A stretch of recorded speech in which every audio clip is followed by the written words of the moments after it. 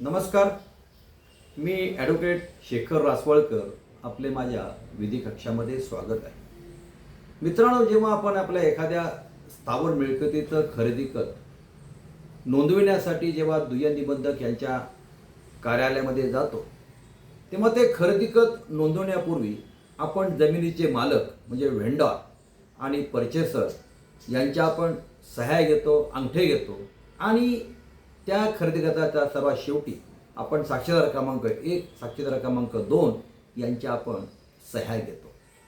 आता या साक्षीदारांच्या सह्या घेणं कायद्याने गरजेचं आहे का, मॅन्डेटरी आहे का, याच्याबद्दल कायदा काय सांगतो, सर्वोच्च न्यायालयाने नुकताच काय निर्णय दिलेला आहे, याचं थोडक्यात मी विश्लेषण करणार आहे. कारण माझा विधी कक्षेचा मूळ हेतू अवेअरनेस ऑफ लीगल सिस्टीम असा आहे. तर या केसच्या फॅक्ट्स अशा आहे की यातला जो वादी आहे तो त्या नोंदणीकृत खरेदी खताच्या आधारे दिवाणी कोर्टामध्ये मी या जमिनीचा मालक झालेलो आहे आणि कब्जा हा माझ्याकडे आहे असा तो दावा दाखल करतो.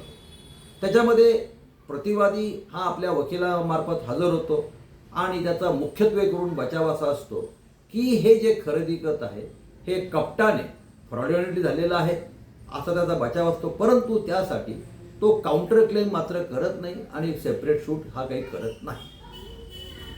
आणि त्यामुळे जेव्हा हे प्रकरण केरळ हायकोर्टापर्यंत जेव्हा येतं तेव्हा केरळ हायकोर्टाचे न्यायमूर्ती हे या खरेदी खतामध्ये हे जे खरेदी खत साबित करण्यासाठी त्याने साक्षीदार तपासले नाही या कारणास्तव वादीचा दावा हा ते नामंजूर करतात.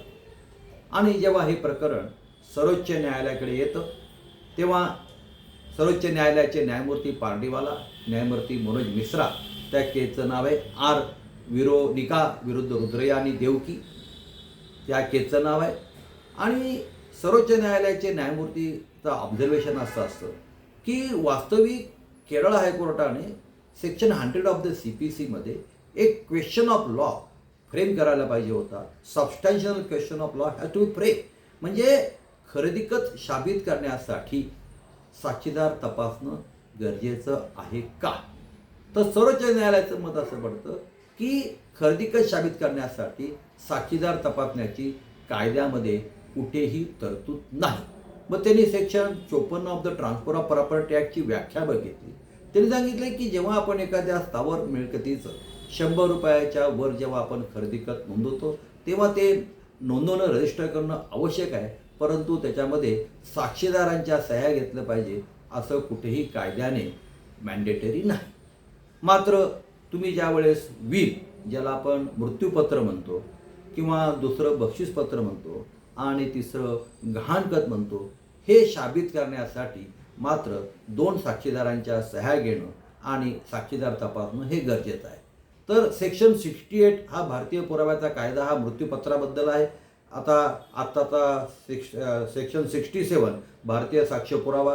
दुसरं बक्षीसपत्र आहे, त्याची व्याख्या 122 मध्ये दिलेली आहे आणि 123 मध्ये अटेस्टिंग विटनेस आहे आणि त्याचं पुढचं शेवटचं जे आहे ते गहाणखत, त्याच्यामध्ये सेक्शन 59 आहे. या व्यतिरिक्त साक्षीदार तपासण्याची कायद्याने कुठेही गरज नाही. त्यामुळे सर्वोच्च न्यायालय केरळ हायकोर्टाचा निर्णय हा रद्द करतात आणि त्याचं अपील ते मंजूर करतात. मित्रांनो, तुर्तास तिथेच थांबतो. तुम्हाला माझा व्हिडिओ आवडला आपण लाईक करा, शेअर करा, सबस्क्राईब करा. धन्यवाद.